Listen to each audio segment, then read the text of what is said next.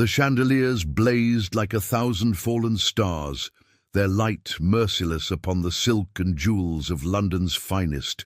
But for one young woman standing frozen at the ballroom's edge, that brilliance felt like an executioner's torch. Delphine Ashford had entered the Pemberton Ball believing tonight would mark her acceptance into society's embrace. Instead, she would discover that cruelty wore satin gloves and spoke in cultured whispers.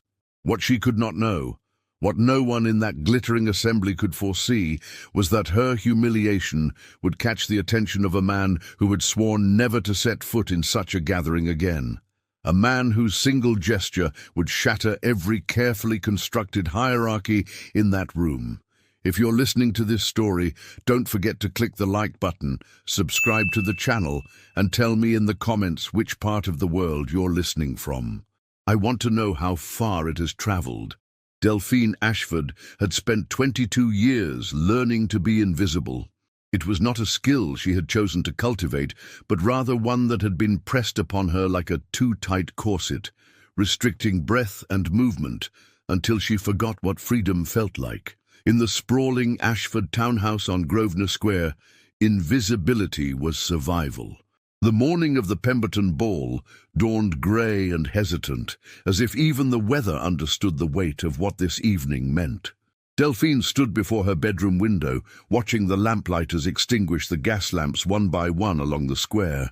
Her reflection in the glass showed a young woman of delicate features, dark chestnut hair that caught auburn lights in the sun, grey-green eyes that her late mother had once called the colour of the sea before a storm, and a slender frame that her stepmother, Lady Constance Ashford, declared disappointingly unremarkable. "Delphine!" The shrill voice cut through the morning quiet like a blade through silk. "Your sister requires your assistance immediately." Delphine closed her eyes briefly, gathering the patience that had become her constant companion. "Coming, Lady Constance." She found them in Rosalind's chambers, a suite of rooms 3 times the size of Delphine's own modest bedroom. Her stepsister reclined on a chaise longue upholstered in rose damask, while Lady Constance fretted over an array of gowns spread across every available surface. Rosalind Ashford was beautiful in the way that society demanded, golden-haired, blue-eyed, with the kind of curves that made modistes weep with joy.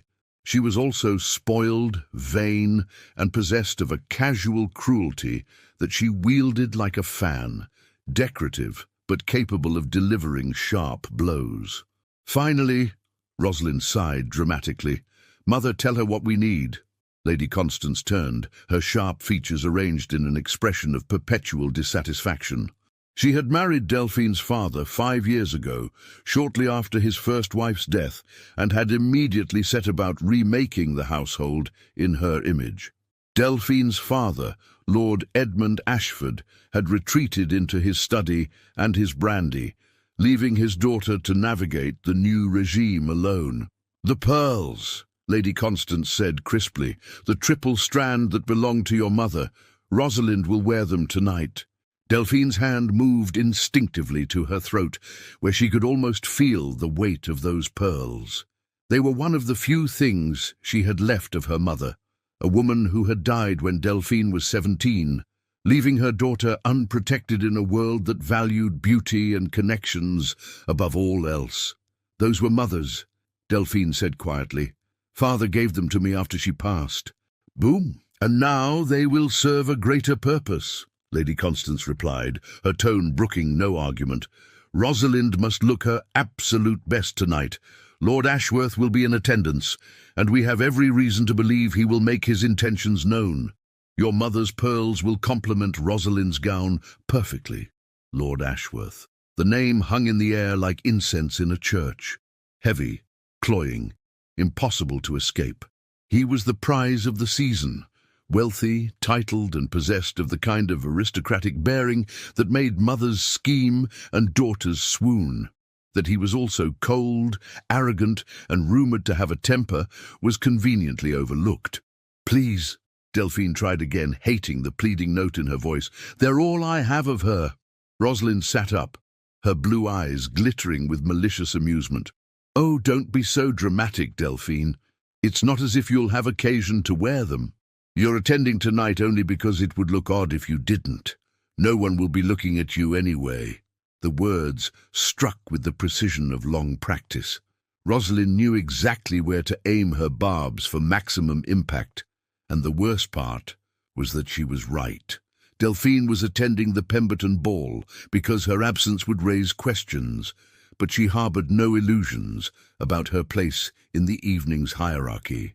She would stand at the edges, dance with elderly uncles if asked, and return home having fulfilled her obligation to be seen but not noticed. "The pearls, Delphine," Lady Constance repeated, holding out her hand. There was no point in further protest. Delphine returned to her room and retrieved the velvet box from her dressing table. The pearls gleamed softly in their satin nest, each one perfectly matched, luminous as moonlight. Her mother had worn them on her wedding day. Delphine had always imagined wearing them on her own. She delivered them to Rosalind's room without a word, then retreated to prepare for the evening ahead. Her own gown hung in the wardrobe like a ghost of better times. It was made of pale blue silk, simple in design, with minimal ornamentation. It had been her mother's, altered to fit Delphine's slighter frame. Lady Constance had refused to commission a new gown for her stepdaughter, declaring it an unnecessary expense. "You're not the one who needs to catch a husband," she had said flatly. As the afternoon faded into evening, the Ashford household transformed into a hive of frantic activity. Maids rushed between rooms, carrying hot water and pressing irons. The scent of rose water and powder filled the air. Delphine dressed herself quietly, pinning her hair in a simple style that her mother had once taught her, weaving small white flowers through the dark strands. When she descended the stairs, she found her father waiting in the entrance hall. Lord Edmund Ashford had once been a handsome man, but grief and alcohol had carved deep lines into his face. He looked at his daughter with eyes that seemed to struggle to focus. "You look like her," he said softly. "Your mother. She wore that gown to the Hastings ball years ago." "I know, father," Delphine replied gently. He reached out as if to touch her cheek, then let his hand fall. "I'm sorry," he whispered, though whether he was apologizing for the past or the present, Delphine couldn't say. The carriage ride to Pemberton House was mercifully short. Rosalind and Lady Constance discussed strategy, which gentlemen to favour with attention, which matrons to cultivate, how to position Rosalind for maximum visibility. Delphine watched the London streets roll past, the gas lamps creating pools of golden light in the gathering darkness. Pemberton House blazed like a beacon, every window ablaze with light. Carriages lined the street, disgorging passengers in a glittering stream of silk, satin, and jewels. The ballroom was a masterpiece of Regency elegance, soaring ceilings painted with classical scenes, massive chandeliers dripping with crystal, walls hung with silk in shades of cream and gold. The orchestra played from a gallery above, their music floating down like invisible silk ribbons weaving through the crowd. Delphine felt the familiar tightening in her chest as they entered. This was not her world, though she had been born into it. These people, with their easy confidence and casual cruelty, had never truly accepted her. She was the quiet Ashford daughter, the one overshadowed by her beautiful stepsister, the one whose mother's death had left her vulnerable to a stepmother's machinations. She found a position near a column draped with hothouse flowers and prepared to observe the evening from her customary distance. Rosalind, resplendent in emerald silk and Delphine's mother's pearls, swept into the crowd like a ship under full sail, Lady Constance at her side. The evening progressed as Delphine had expected. She danced once with an elderly cousin of her father's who spent the entire set discussing his gout. She accepted a glass of champagne from a passing footman and sipped it slowly, watching the social machinery of the ton operate with ruthless efficiency.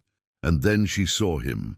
Lord Ashworth stood near the orchestra gallery, surrounded by a coterie of admirers. He was handsome in a classical way, tall, fair-haired, with the kind of aristocratic features that looked as if they had been carved from marble. But there was something cold in his blue eyes, something that made Delphine instinctively step back further into the shadows. She watched as Rosalind maneuvered herself into his orbit, laughing at something he said with a brightness that seemed calculated rather than genuine. Lady Constance hovered nearby, her expression one of barely concealed triumph. The evening wore on. Delphine's feet ached in her satin slippers. She was contemplating a retreat to the ladies' retiring room when she felt eyes upon her. She turned, scanning the crowd, but could identify no source for the sensation. It was unsettling, that feeling of being watched, of being seen when she had worked so hard to remain invisible. The clock struck 11, and Lord Pemberton announced that supper would be served shortly. The crowd began to shift, couples forming to process into the dining room. Delphine remained by her column, knowing that no one would seek her out as a supper partner, but she was wrong, terribly, devastatingly wrong. For at that moment, Lord Ashworth's voice rang out across the ballroom, clear and carrying, pitched to be heard by everyone present. "Miss Ashford," he called, "a word, if you please." Every head turned, every conversation stopped, and Delphine Ashford, her heart suddenly pounding with a dread she could not name, stepped forward into the merciless light of society's regard, unaware that her carefully constructed world was about to shatter completely. Delphine's feet moved of their own accord, carrying her across the polished parquet floor, while her mind screamed warnings she could not heed. The crowd parted before her like the Red Sea, creating a corridor of silk and judgment through which she must walk. Every eye tracked her progress, every whisper fell silent. The orchestra, sensing the shift in atmosphere, allowed their music to fade into expectant quiet. Lord Ashworth stood at the centre of the ballroom, positioned beneath the largest chandelier as if he were an actor upon a stage. The light caught the gold threads in his waistcoat, the diamond pin in his cravat. He was smiling, but it was not a kind expression. Beside him, Rosalind stood frozen, her face a mask of confusion that was rapidly transforming into something darker. "Miss Ashford," Lord Ashworth repeated as Delphine approached, his voice dripping with a courtesy that felt like poison. "How delightful that you could join us this evening." Delphine curtsied, her training overriding her instinct to flee.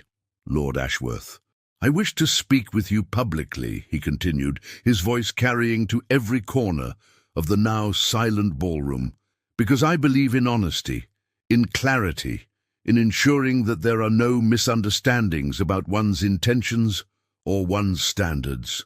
A cold dread began to pool in Delphine's stomach. She glanced at Rosalind, whose blue eyes had narrowed to slits of fury.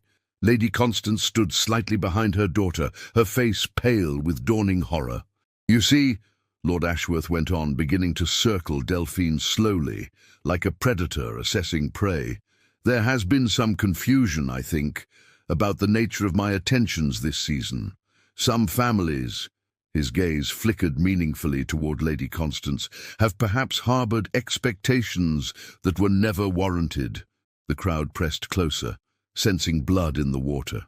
Delphine could see the Duchess of Marlborough fanning herself vigorously, her eyes bright with malicious interest. Lady Jersey whispered something to Lady Cowper, both patronesses of Almack's, watching with the intensity of Roman spectators at the Colosseum. "I have been observing the Ashford family with great interest," Lord Ashworth continued, "and I have come to a conclusion that I wish to share with all assembled here tonight, so that there can be no doubt, no confusion, no false hopes entertained." He stopped directly in front of Delphine, so close she could smell the pomade in his hair, the brandy on his breath.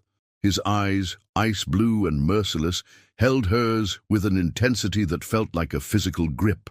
"Miss Delphine Ashford," he said, his voice ringing with theatrical clarity, "represents everything that is wrong with the current state of our society. Look at her." He gestured dismissively at Delphine's gown.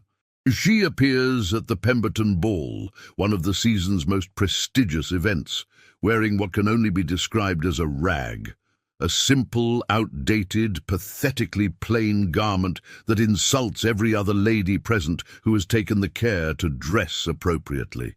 Delphine felt the heat rising in her cheeks, the sting of tears she refused to shed. Around her, she could hear the gasps, the murmurs of agreement, the cruel laughter barely suppressed. "But the gown," Lord Ashworth continued, warming to his theme, "is merely a symptom of a larger problem. Miss Ashford represents the decline of proper breeding, the dilution of noble blood with mediocrity. She has no fortune, no connections of value, no beauty to recommend her, and, most damningly, no sense of her own place in the natural order of things." He turned to address the crowd directly, his voice rising with righteous conviction. "She dares to attend events such as this, to stand among her betters, when she should have the grace to recognize her own insignificance and retire from society entirely. She's a burden to her family, an embarrassment to her name, and a cautionary tale about the dangers of false pride." The words struck like physical blows. Delphine stood paralyzed, unable to move, unable to speak, unable to do anything but endure the systematic destruction of her dignity before 300 witnesses. "I wish to make this clear," Lord Ashworth said, turning back to Delphine with a smile of pure malice, "because I have noticed you watching me this evening, Miss Ashford.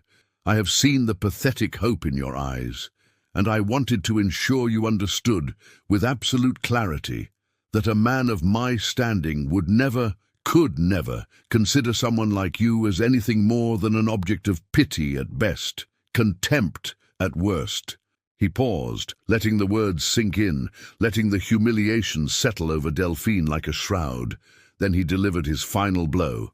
"I am, however, pleased to announce my intention to court Miss Rosalind Ashford, a young lady who understands the importance of beauty, breeding, and proper presentation, a young lady who knows her worth and displays it appropriately, a young lady who is, in every way, the superior sister."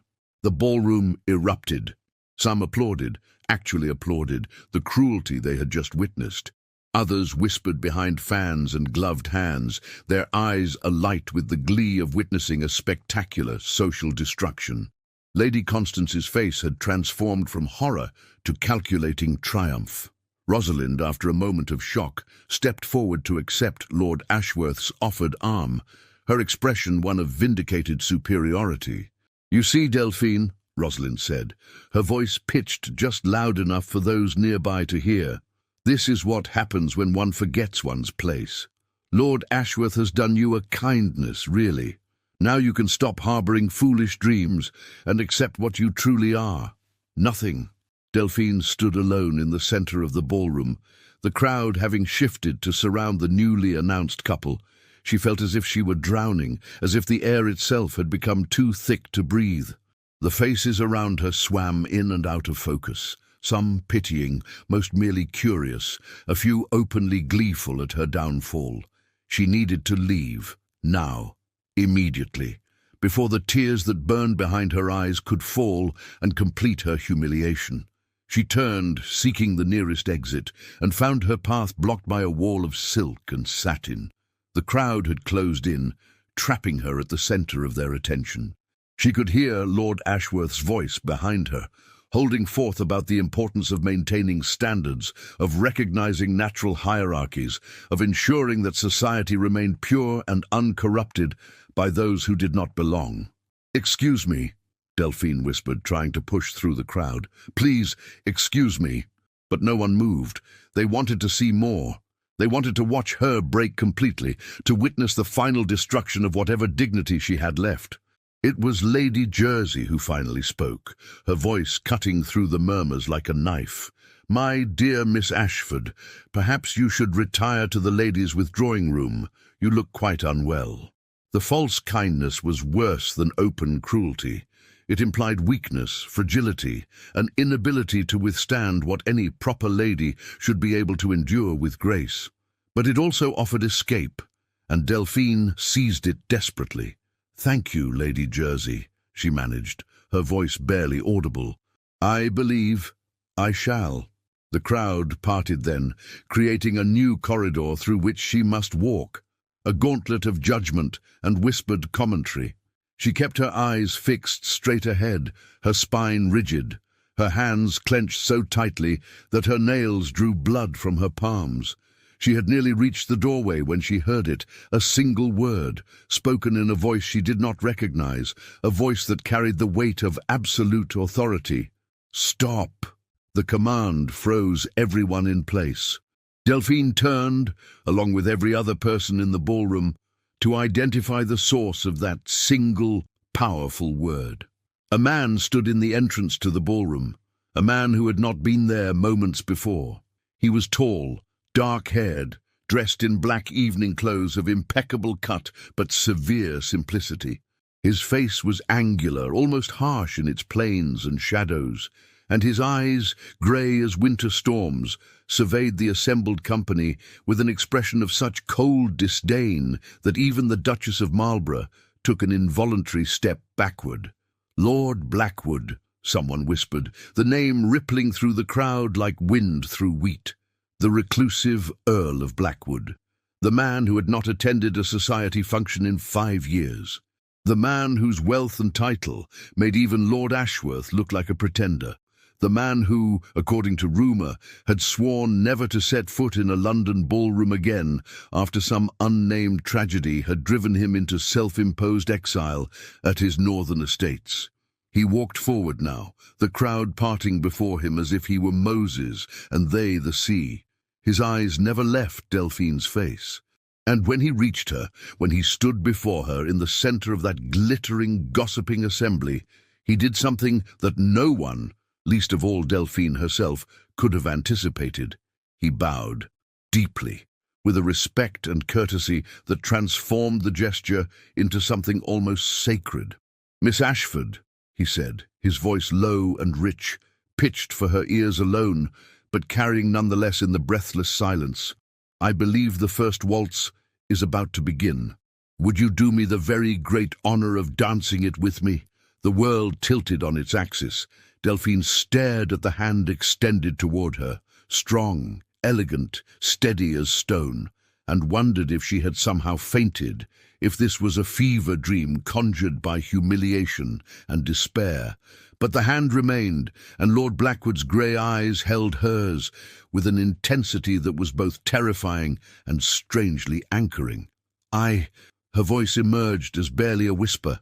"My lord, I cannot possibly—" "You can," he interrupted gently, but with an underlying steel that suggested he was not a man accustomed to being refused. "And you will, unless you wish to grant Lord Ashworth the satisfaction of seeing you flee in tears." The words, spoken so quietly that only she could hear them, struck something deep within her. He was right. To run now would be to confirm everything Ashworth had said about her, that she was weak, insignificant, unworthy of standing among her supposed betters. Delphine placed her trembling hand in his. The ballroom erupted in whispers so loud they might as well have been shouts. Lord Blackwood led her to the centre of the floor with a proprietary confidence that brooked no interference. The orchestra, after a moment of confused hesitation, struck up a waltz. And then they were moving, and Delphine discovered that the Earl of Blackwood danced with the same commanding grace with which he did everything else. "Breathe," he murmured as they turned. "You're holding your breath." She exhaled shakily, acutely aware of every eye upon them, of the scandal they were creating simply by dancing together. "Why are you doing this?" she whispered. "Because," he replied, his hand firm at her waist, guiding her through the steps with effortless precision, "I have spent 5 years watching society destroy people for sport. Tonight, I decided I had watched long enough." They completed a turn, and Delphine caught a glimpse of Lord Ashworth's face, pale with fury, his jaw clenched so tightly she could see the muscle jumping beneath his skin. Rosalind looked equally stricken, her triumph curdling into confusion and jealous rage. "You don't know me," Delphine said, struggling to understand. "Why would you risk your reputation for a stranger?" Something flickered in those storm-grey eyes, pain, perhaps, or memory. "Let us say, I recognize a kindred spirit, someone who has been judged unfairly by people unworthy to pass judgment. The waltz continued, and gradually Delphine felt something shift within her. The humiliation was still there, raw and burning, but it was no longer the only thing she felt. There was also anger, clean, bright anger at the injustice of what had been done to her, at the years she had spent making herself small to accommodate the cruelty of others. When the music ended, Lord Blackwood bowed over her hand. "Thank you, Miss Ashford. That was the most pleasant dance I have had in 5 years. He paused, then added in a voice that carried deliberately, "I shall call upon you tomorrow afternoon, if I may. There is a matter I wish to discuss with your father." Before she could respond, he was gone, striding from the ballroom with the same commanding presence with which he had entered. The crowd closed in immediately, but something had changed. The whispers now held speculation rather than pure mockery. Lady Jersey was watching Delphine with calculating interest. Even the Duchess of Marlborough looked thoughtful rather than merely entertained. Delphine found Lady Constance and Rosalind near the refreshment table, both looking as if they had swallowed something sour. "What did you do?" Lady Constance hissed, gripping Delphine's arm with bruising force. "How did you arrange that? What lies did you tell?" "I did nothing," Delphine replied, and was surprised by the steadiness of her own voice. "I have never met Lord Blackwood before tonight." "Liar!" Rosalind spat. "You must have. You couldn't have." She stopped, unable to articulate the impossibility of what they had all witnessed. Lord Ashworth appeared at Rosalind's side, his handsome face twisted with barely suppressed rage. "Miss Delphine," he said, his voice tight, "I hope you do not imagine that Lord Blackwood's gesture means anything. The man is eccentric, possibly mad. Everyone knows he hasn't been right since his wife died. This changes nothing, but it did change things." Delphine could feel it in the way people looked at her now, in the whispers that followed her as Lady Constance dragged her toward their carriage. The ride home was conducted in frigid silence, broken only by Rosalind's occasional sob of frustrated rage. That night Delphine lay awake in her narrow bed, replaying the evening's events. The humiliation still burned, but it was now accompanied by something else, a tiny, fragile seed of possibility. Lord Blackwood had seen her, not as an object of pity or contempt, but as a person worthy of respect, of defense, of a public gesture that had cost him his carefully maintained privacy. The next morning, the household was in chaos. Lady Constance had sent urgent notes to 6 society matrons, trying to control the narrative of what had happened. Rosalind remained in her room, claiming a headache. And Lord Edmund Ashford, summoned from his study by his wife's shrill demands, looked more confused than usual. At precisely 3 o'clock, Lord Blackwood's card was brought up. Lady Constance nearly fainted. Rosalind emerged from her room, hastily dressed, her face carefully arranged in an expression of demure interest. But the butler's next words shattered her hopes. "Lord Blackwood requests an audience with Lord Ashford and Miss Delphine Ashford. Privately." The meeting took place in her father's study, a room that smelled of leather, tobacco, and faded dreams. Delphine sat in a chair near the window while her father occupied his usual place behind the desk. Lord Blackwood stood, declining the offered seat, his tall frame somehow making the cluttered room feel smaller. "Lord Ashford," he began without preamble, "I have come to make a proposal. I own a property in Bath, Thornfield House. My aunt, Lady Beatrice Blackwood, resides there.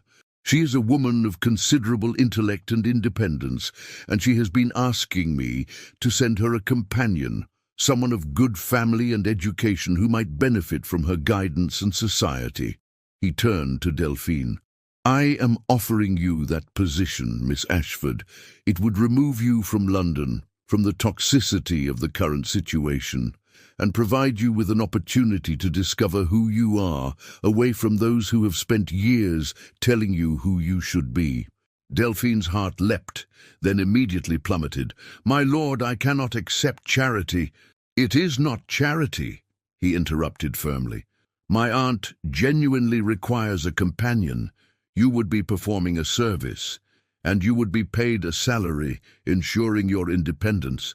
Lord Edmund Ashford stirred, his brandy-fogged mind struggling to process what was being offered. "Bath," he murmured. "Your aunt.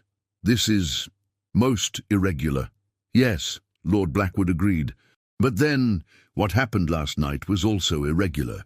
I am offering your daughter an escape, Lord Ashford. I suggest you allow her to take it." The decision was made within the hour. Lady Constance protested, of course, but weakly. She was clearly relieved to have Delphine removed from the household, especially now that her presence might complicate Rosalind's prospects with Lord Ashworth. Within 3 days, Delphine found herself on a coach bound for Bath, her few possessions packed in a single trunk, her mother's pearls, returned to her by a tight-lipped Rosalind, once again in her possession. Bath in early summer was a revelation.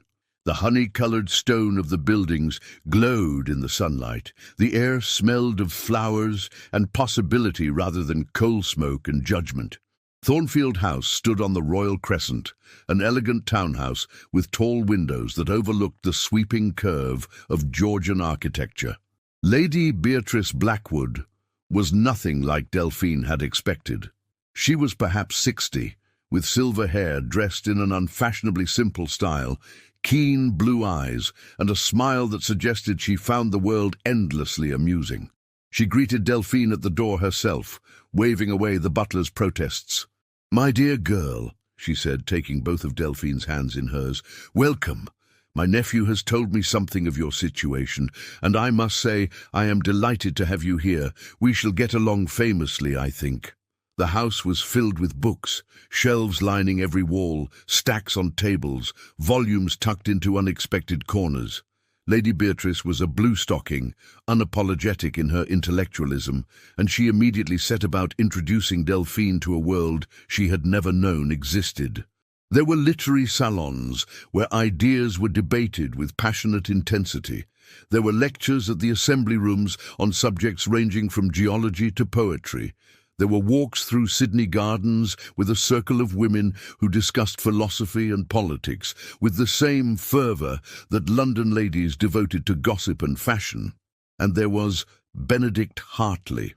Dr. Benedict Hartley was a physician, recently returned from several years studying in Edinburgh and Vienna. He was tall and lean, with dark brown hair that perpetually fell across his forehead, warm hazel eyes, and hands that moved with a surgeon's precision and an artist's grace. He was also Lady Beatrice's godson, a frequent visitor to Thornfield House, and possessed of a mind that challenged Delphine in ways she had never experienced. Their first meeting occurred in Lady Beatrice's library. Delphine had been searching for a volume of Wordsworth when a voice behind her said, "If you're looking for the lyrical ballads, they're on the 3rd shelf, behind the medical texts. Aunt Beatrice has an unconventional filing system." She turned to find him watching her with frank curiosity and no trace of the calculating assessment she was accustomed to from London gentlemen. "Dr. Hartley, I presume," she said, remembering Lady Beatrice's mention of her godson. "Benedict, please." "Aunt Beatrice doesn't stand on ceremony, and neither do I." He moved closer, scanning the shelves. "Are you interested in the romantics, or were you simply seeking an escape?" "Both," Delphine admitted, surprising herself with her honesty. He smiled, a genuine expression that reached his eyes and transformed his somewhat serious face. "An excellent answer. I find that the best reading is always both pleasure and refuge." Over the following weeks, Benedict became a constant presence. He would arrive for tea and stay for dinner, debating points of literature and science with Lady Beatrice, while Delphine listened, gradually finding her own voice and contributing her own thoughts. He treated her opinions with respect, challenged her assumptions without condescension, and seemed genuinely interested in her perspective. One afternoon, as they walked through Sydney Gardens, he said, "Aunt Beatrice tells me you came from London under difficult circumstances. I hope you don't mind my knowing." Delphine tensed, waiting for pity or inappropriate curiosity, but Benedict simply continued, "I left London myself 3 years ago. The medical establishment there is rigid, resistant to new ideas. I found I could not practice medicine the way I believed it should be practiced while remaining in that environment. Sometimes leaving is not retreat. It is strategic repositioning. She looked at him, this man who saw her departure not as flight, but as choice, and felt something warm unfurl in her chest, something that might, given time and care, grow into genuine affection. 3 months in Bath had transformed Delphine in ways both visible and invisible. The pinched, anxious expression she had worn like a mask in London had softened into something more open, more alive. Lady Beatrice's cook had ensured she ate properly, and the daily walks through the hills surrounding Bath had brought colour to her cheeks and strength to her frame. But the most profound changes were internal. A growing confidence, a sense of her own worth that no longer depended on the approval of those who had never truly seen her.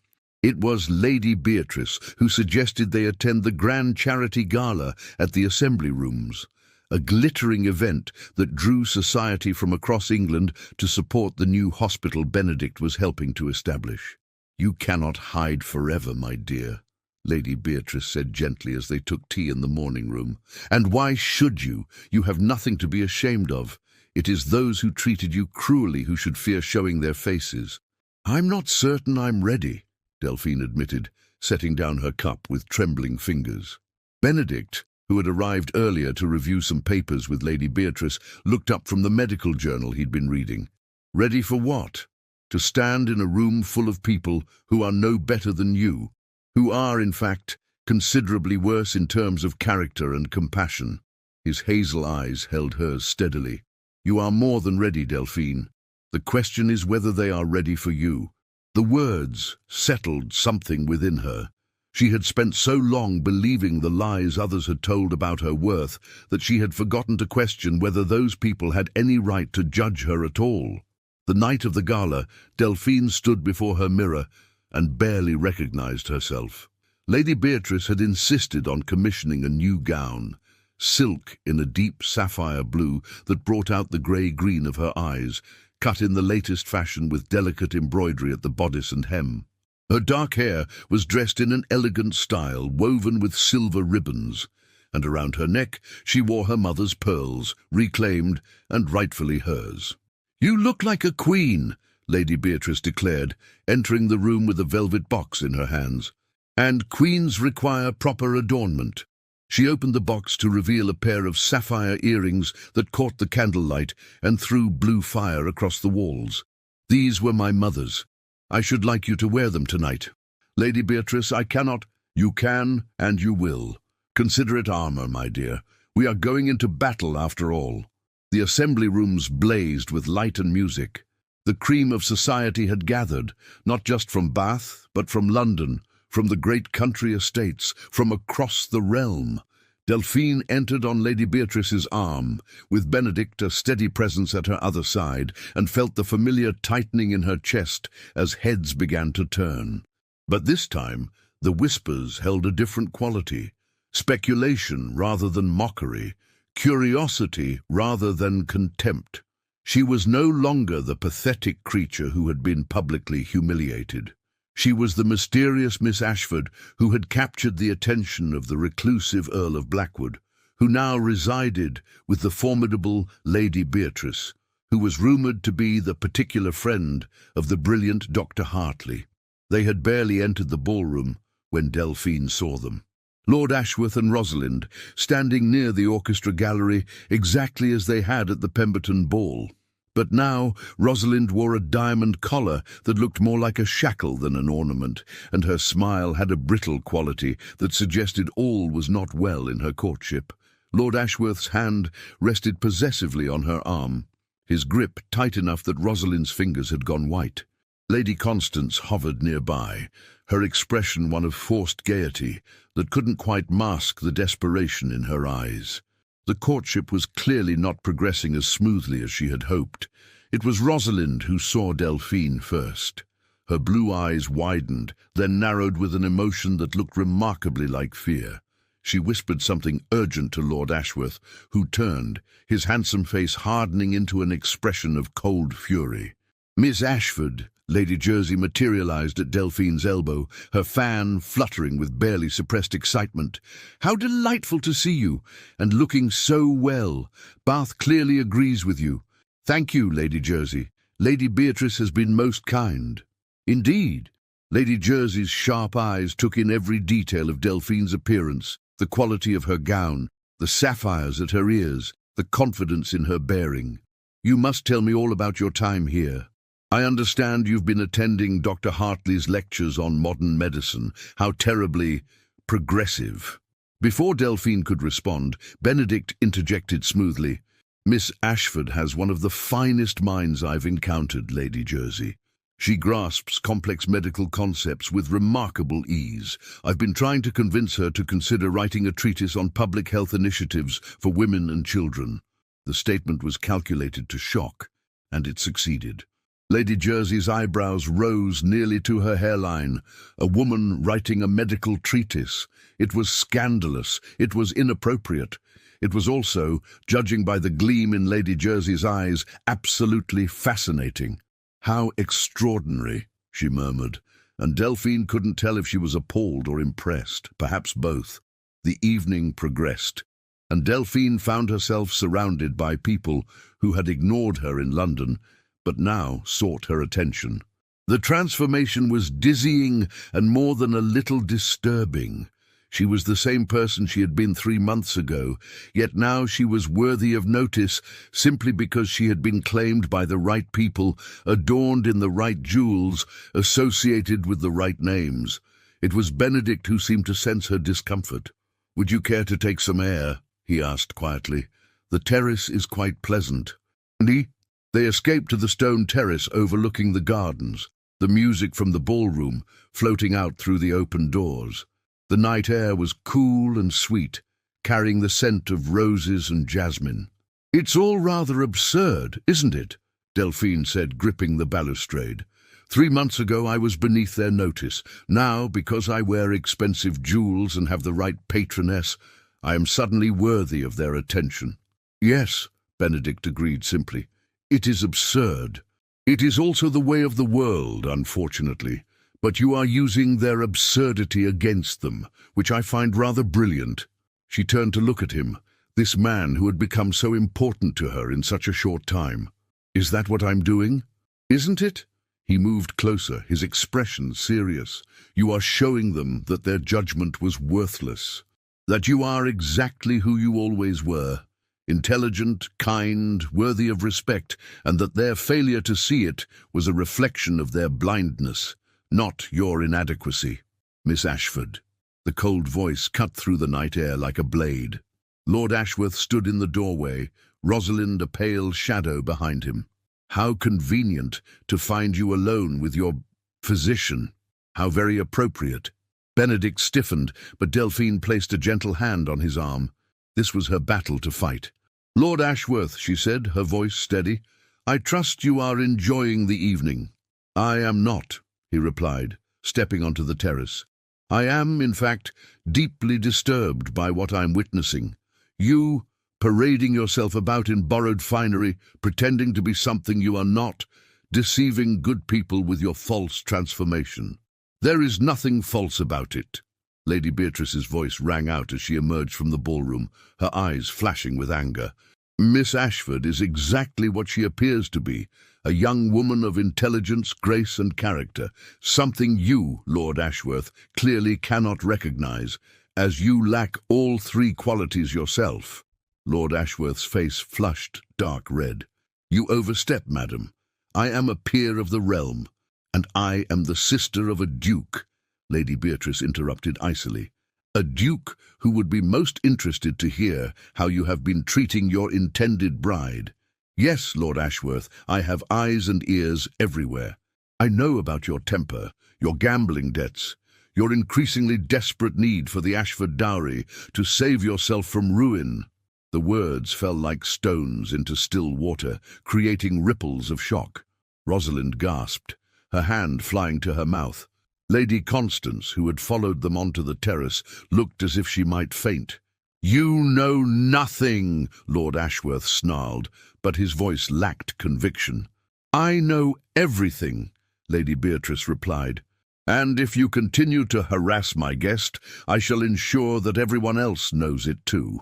Now, I suggest you return to the ballroom and salvage what remains of your reputation. If anything remains, that is." Lord Ashworth stood frozen for a moment, his handsome face twisted with impotent rage.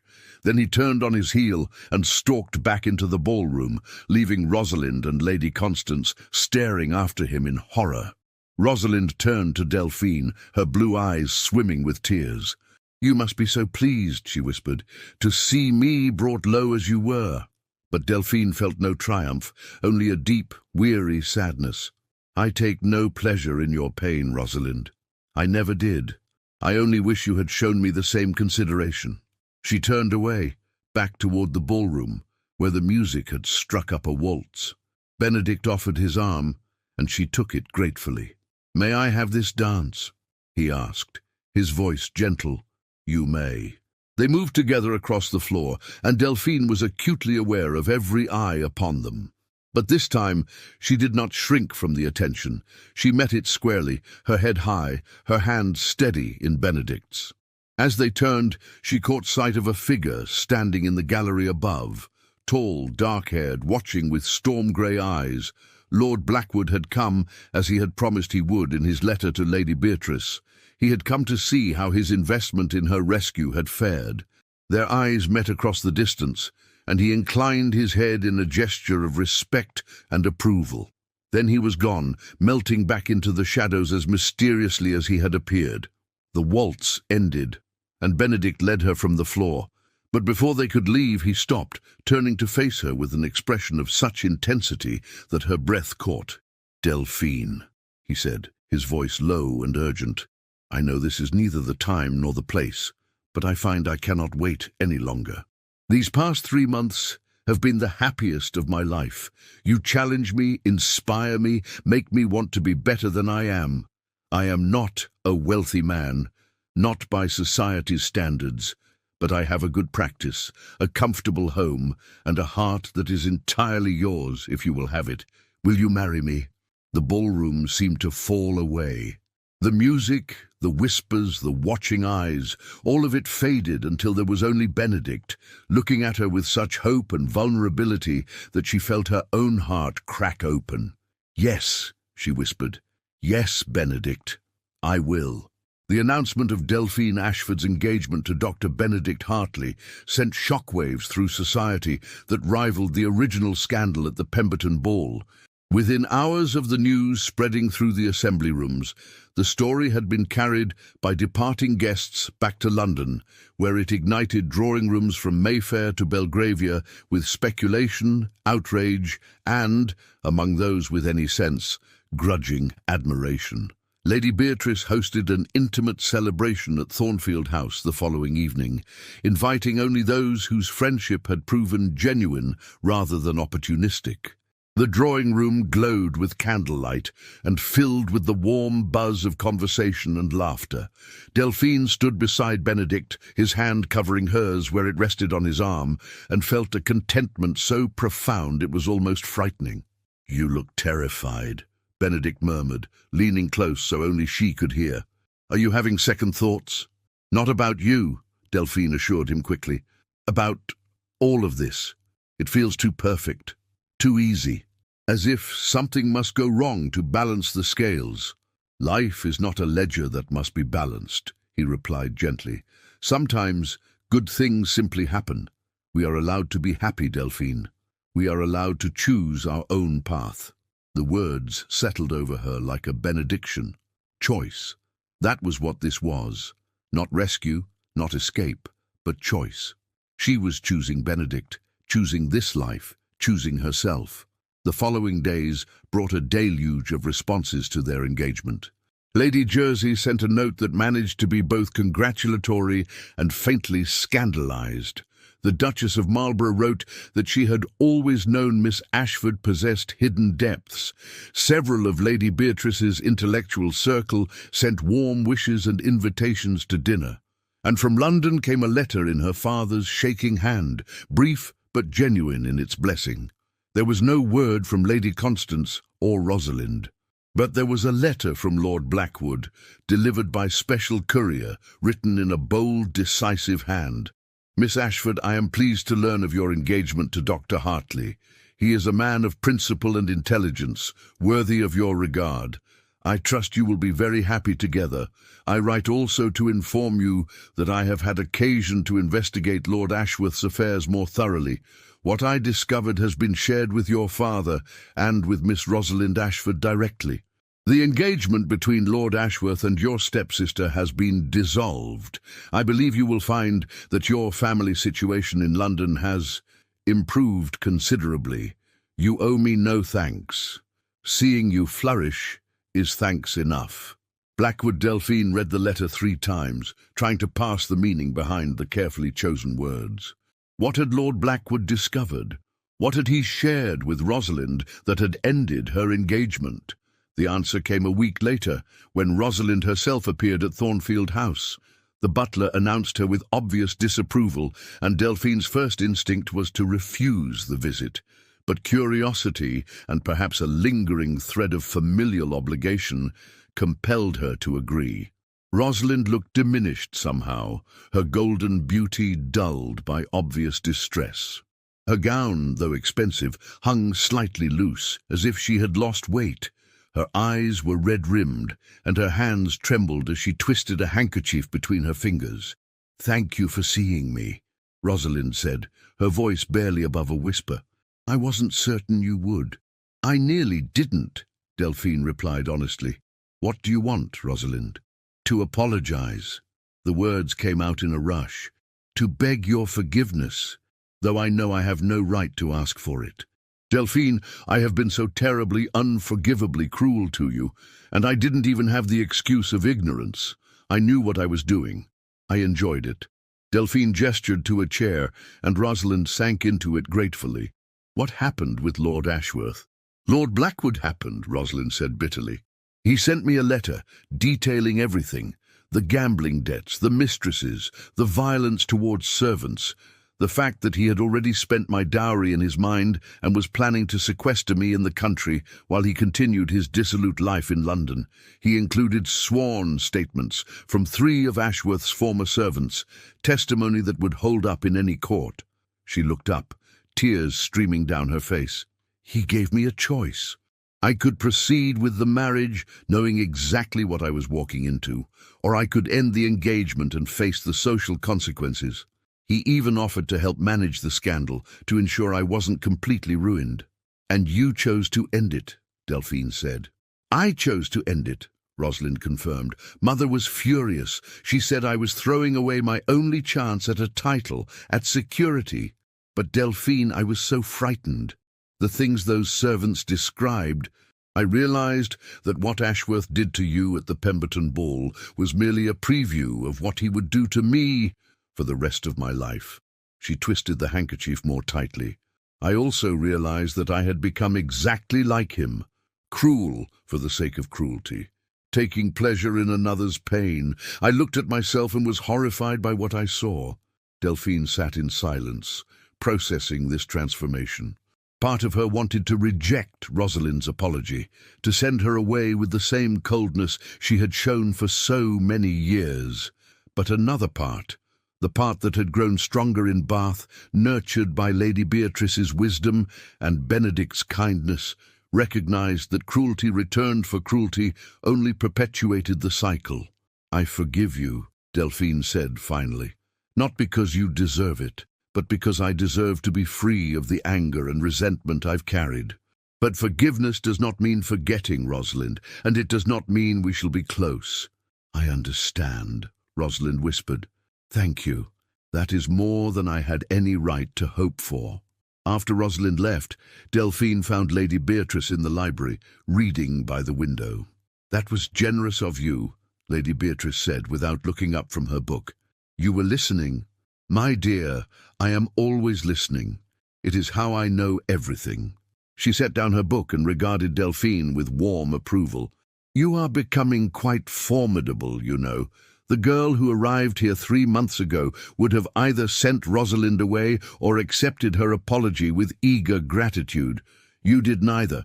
You set boundaries while extending grace. That is the mark of true strength. The weeks that followed were a whirlwind of preparation. Benedict's house, a handsome Georgian townhouse near the Royal Crescent, required furnishing and staffing. Delphine threw herself into the task with enthusiasm, discovering that she had opinions about everything from curtain fabric to kitchen equipment. Benedict indulged her completely, delighting in her excitement over domestic details. "I never had a home that was truly mine," she confessed one afternoon, as they reviewed paint samples in what would be their drawing room. "Even before Lady Constance, I was always aware that the house belonged to my father, that I was merely a temporary resident until I married. This feels different. This feels like permanence." "It is permanent," Benedict assured her, pulling her close. "You and I, Delphine, this is forever." The wedding was planned for early autumn, a small ceremony in Bath Abbey, followed by a wedding breakfast at Thornfield House. Delphine had no desire for a grand society wedding, and Benedict was equally content with intimacy over spectacle. Lord Blackwood sent word that he would attend, along with a wedding gift that arrived weeks early, a complete set of medical texts from Vienna, along with a note suggesting that Delphine might find them useful for her proposed treatise on public health. The gift was so thoughtful, so perfectly calibrated to her interests, that Delphine found herself blinking back tears. "He barely knows me," she said to Benedict, running her fingers over the leather bindings, "yet he understands me better than people who have known me all my life." "I think," Benedict said thoughtfully, "that Lord Blackwood recognizes in you something of himself, someone who was judged unfairly, who was underestimated and dismissed. He is ensuring that you have every opportunity he was denied." The week before the wedding, Delphine's father arrived in Bath. Lord Edmund Ashford looked older, more frail, but also somehow more present than he had been in years. He requested a private audience with his daughter, and they walked together through Sydney Gardens, the late summer sun warm on their faces. "I have been a poor father to you," he said without preamble. "I allowed my grief over your mother to blind me to your suffering. I allowed Constance to treat you abominably. I failed you in every way that matters. Father, please, let me finish." He stopped walking, turning to face her. "I have asked Constance to leave. The marriage is over. I should have ended it years ago, but I was weak and drunk and lost. You deserved better. You deserved a father who protected you, who saw your worth, who fought for you." Tears streamed down Delphine's cheeks. "I forgive you, Father. I do." "I don't deserve your forgiveness," he said, his own eyes wet, "but I am grateful for it nonetheless. And I want you to know, your mother would be so proud of the woman you have become, not because you are marrying well, but because you are marrying for love, because you chose your own path, because you refused to let them break you." The wedding day dawned clear and bright, the autumn air crisp with promise. Delphine dressed in a gown of ivory silk, simple in design but exquisite in execution, with her mother's pearls at her throat and Lady Beatrice's sapphires in her ears. Her father walked her down the aisle of Bath Abbey, his hand steady on her arm, his eyes clear for the first time in years. Benedict waited at the altar, his face illuminated with such joy that Delphine felt her heart might burst. Lady Beatrice dabbed at her eyes with a lace handkerchief, and in the back of the church, standing alone in the shadows, Lord Blackwood watched with an expression of quiet satisfaction. The ceremony was brief, but beautiful. When Benedict slipped the ring onto her finger and spoke his vows, Delphine felt the final chains of her old life fall away. She was no longer the invisible Ashford daughter, the object of pity or contempt. She was Dr. Benedict Hartley's wife, Lady Beatrice's protégée, her own person with her own future stretching bright before her. As they emerged from the abbey into the sunlight, bells ringing overhead, Delphine caught sight of a familiar carriage pulling away from the church. Through the window, she glimpsed Rosalind's face, watching with an expression that might have been envy or might have been genuine happiness. Then the carriage turned the corner and was gone. "Ready?" Benedict asked, offering his arm. Delphine took it, smiling up at the man who had seen her worth when she had forgotten it herself. Ready? 6 months had passed since Delphine Hartley, she still felt a thrill every time she thought her married name, had stood in Bath Abbey and pledged her life to Benedict. 6 months of discovering what it meant to build a life based on mutual respect, intellectual partnership, and genuine affection rather than social obligation or financial necessity. The house on Royal Crescent had become a home in the truest sense. The drawing room, painted in soft sage green with cream accents, hosted weekly salons where physicians, writers, philosophers, and reformers gathered to debate ideas and plan initiatives. The library, which had required an entire wall of additional shelving, housed both Benedict's medical texts and Delphine's growing collection of works on public health, education reform, and women's rights. And the small study on the second floor had become Delphine's sanctuary, where she spent her mornings working on the treatise that had evolved from a casual suggestion into a passionate calling. A proposal for the establishment of health education programs for women and children in urban centers was nearly complete. Benedict had read each chapter as she finished it, offering medical expertise and unfailing encouragement. Lady Beatrice had provided contacts with publishers and reformers who might champion the work, and Lord Blackwood, in his occasional letters, had offered both intellectual challenge and practical suggestions drawn from his own efforts to improve conditions on his northern estates. This particular morning, Delphine sat at her desk, reviewing the final chapter, when Benedict appeared in the doorway with a letter in his hand and an expression of barely suppressed excitement.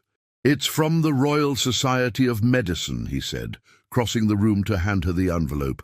"They want to publish your treatise in their quarterly journal, and they're inviting you to present your findings at their annual conference in London." Delphine's hands trembled as she broke the seal and read the formal invitation. London, the city where she had been publicly humiliated, dismissed as worthless, told she had no place among her betters. And now that same city was inviting her to address some of the most respected medical minds in the country. "I don't know if I can," she whispered. "London holds so many painful memories." Benedict knelt beside her chair, taking her hands in his. "Then we shall create new memories, better ones. Delphine, you have worked so hard on this. Your ideas could save lives, improve conditions for thousands of women and children. You cannot let fear of the past prevent you from shaping the future." She looked into his warm, hazel eyes and found her courage. "You're right, of course you're right, I'll do it." The journey to London in early spring felt like traveling backward through time. As their carriage rolled through familiar streets, Delphine found herself tensing, waiting for the anxiety that had once been her constant companion to return. But it didn't. She was not the same woman who had fled this city 6 months ago. She had been transformed not by external circumstances alone, but by the internal work of recognizing her own worth. They stayed not in the Ashford townhouse. Delphine had no desire to return there, but in a comfortable hotel near Russell Square. Lord Blackwood had sent word that he would attend her presentation, as would Lady Beatrice, who had travelled from Bath specifically for the occasion. The night before the conference, there was a reception at the Royal Society's headquarters. Delphine dressed carefully in a gown of deep burgundy silk, her mother's pearls at her throat, her hair dressed in an elegant style that Benedict declared made her look like a Renaissance scholar. She felt like a soldier donning armor before battle.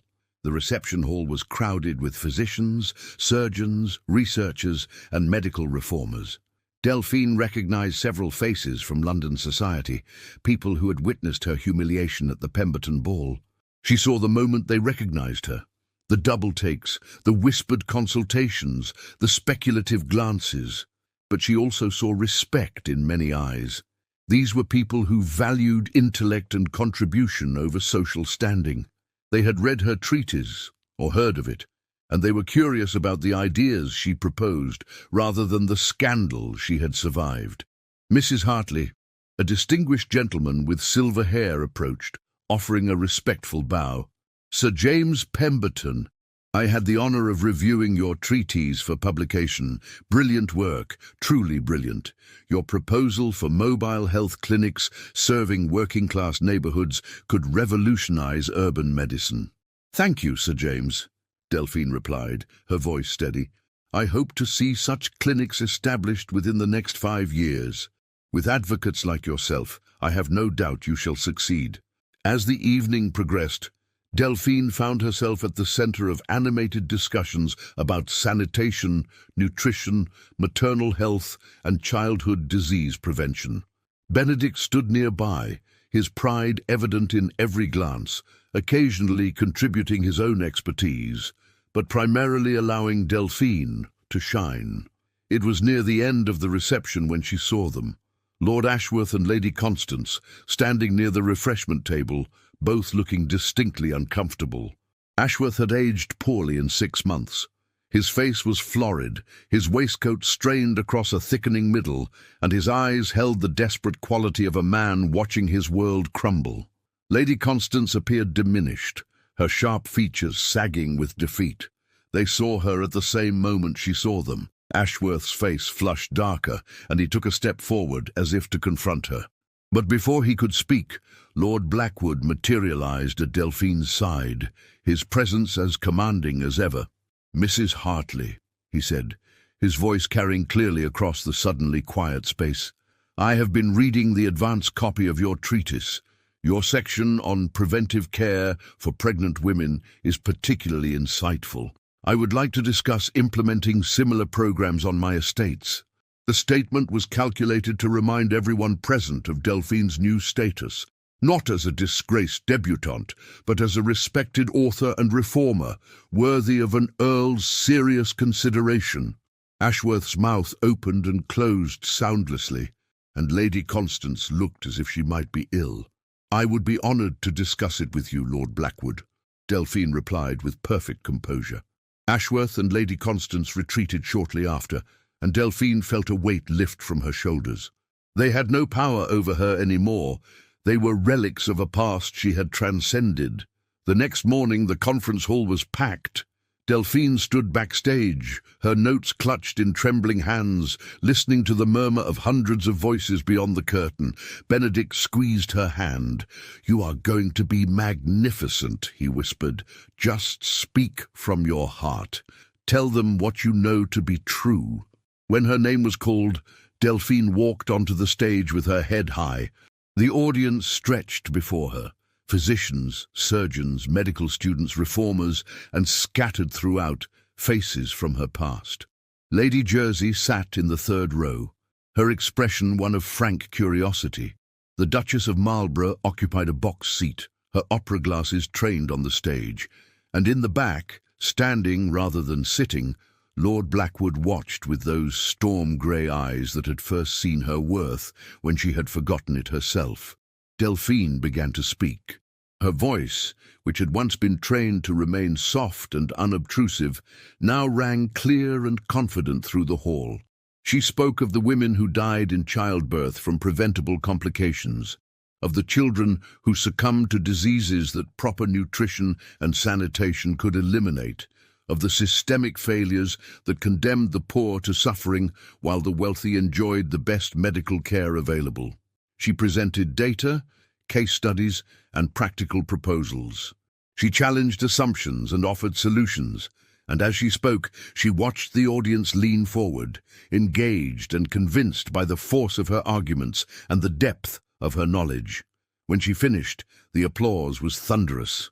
People rose to their feet, first the medical professionals, then the reformers, and finally, even some of the society figures who had come out of curiosity rather than genuine interest. The ovation continued for several minutes, and Delphine stood at the podium, tears streaming down her face, overwhelmed by the recognition of her work and her worth. The questions that followed were challenging but respectful. She fielded inquiries about funding mechanisms, implementation strategies, and potential obstacles, with the confidence of someone who had thought deeply about every aspect of her proposal. When one elderly physician suggested that women lacked the constitution for serious medical study, Delphine responded with such a devastating combination of logic and evidence that even he was forced to concede her point. After the presentation, she was surrounded by people wanting to discuss her ideas, offer support, or propose collaborations. Benedict stood nearby, beaming with pride. Lady Beatrice pushed through the crowd to embrace her, whispering, "Your mother would be so proud." "I'm so proud." And then Lord Blackwood was there, offering a formal bow. "Mrs. Hartley, that was extraordinary. I meant what I said about implementing your programs. I would like to fund a pilot project on my estates with you serving as consultant." "Lord Blackwood, I don't know how to thank you," Delphine said, her voice thick with emotion. "For everything. For seeing me when no one else did. For giving me the chance to become who I was meant to be." "You did that yourself," he replied gently. "I merely opened a door. You walked through it with courage and determination. The credit is entirely yours." That evening, there was a celebratory dinner at a private dining room in the hotel. Lord Blackwood had arranged it, inviting not just Delphine and Benedict, but Lady Beatrice, Sir James Pemberton, and several other reformers and physicians who had expressed interest in supporting Delphine's work. The conversation flowed as freely as the wine, ranging from medical innovations to social reform, to literature and philosophy. As the evening drew to a close, Delphine found herself standing at the window, looking out over the London streets. Benedict joined her, slipping an arm around her waist. "What are you thinking?" he asked. "That I'm happy," she replied simply. "Genuinely, completely happy. 6 months ago, I thought my life was over. I thought the humiliation at the Pemberton ball had destroyed any chance I had at a meaningful existence, but it didn't destroy me. It freed me." "Freed you how?" "It broke the chains of expectation and obligation. It forced me to leave London, to discover who I was, away from people who had spent years telling me who I should be. And in that freedom, I found you, found my purpose, found myself." She turned to face him, her grey-green eyes bright with tears and joy. "That night was the worst of my life, but it led to the best of my life, and I wouldn't change a single moment of it." Benedict kissed her softly. "Neither would I." In the reflection of the window, Delphine could see the dinner party continuing behind them. Lady Beatrice laughing at something Sir James had said, Lord Blackwood engaged in serious conversation with a young physician, friends and allies gathered in support of work that mattered. This was her life now. Not the gilded cage of society's expectations, but the wide-open space of possibility and purpose. She had been shamed at the grand ballroom for her simple gown, but that shame had been the catalyst for transformation. The reclusive Earl had claimed her first dance, and in doing so had set her on a path that led not to rescue, but to self-discovery. She had bloomed not despite being transplanted, but because of it. And now, standing in the city that had once rejected her, surrounded by people who valued her mind and her contributions, Delphine Hartley understood a fundamental truth. True worth could not be bestowed or withdrawn by others. It existed independent of society's judgment, waiting only to be recognized and claimed. She had claimed hers, and in doing so, she had become free. As the London lights twinkled in the distance and the warmth of friendship and purpose filled the room behind her, Delphine Hartley's journey came full circle. The young woman who had once stood frozen in humiliation at the Pemberton ball had been transformed, not by external validation, but by the courage to recognize her own worth and the determination to live a life of meaning on her own terms. Her story was one of resilience and redemption, of finding strength in the darkest moments and choosing hope over bitterness. From the golden cage of society's expectations to the freedom of self-discovery, from public shame to public triumph, Delphine had walked a path that proved a simple truth. Those who seek to diminish us often reveal more about their own inadequacy than ours.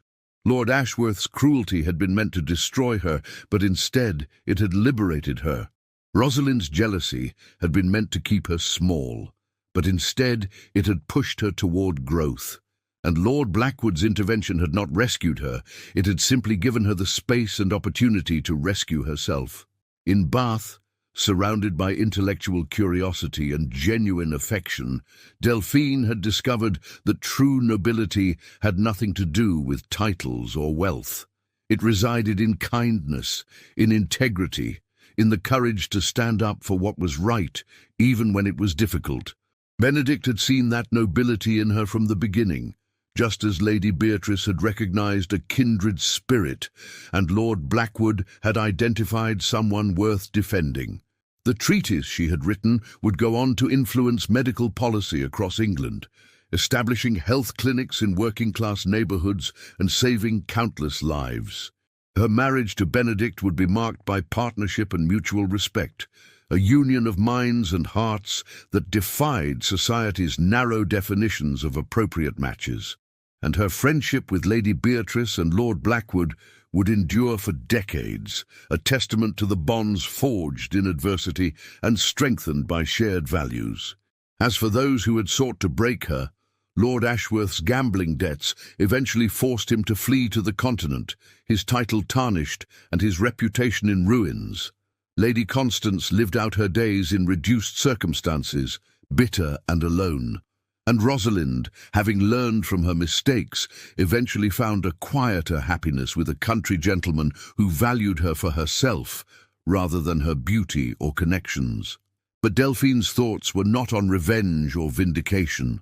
They were on the future, on the work yet to be done, the lives yet to be improved, the love yet to be shared. She had learned that the greatest triumph was not in seeing one's enemies fall, but in rising so high that their opinions became irrelevant. Standing in that London hotel room, her husband's arm around her waist and her chosen family celebrating behind her, Delphine Hartley smiled. She had been shamed for her simple gown, but she had worn it with dignity. She had been claimed by a reclusive Earl's gesture, but she had claimed herself through courage and determination.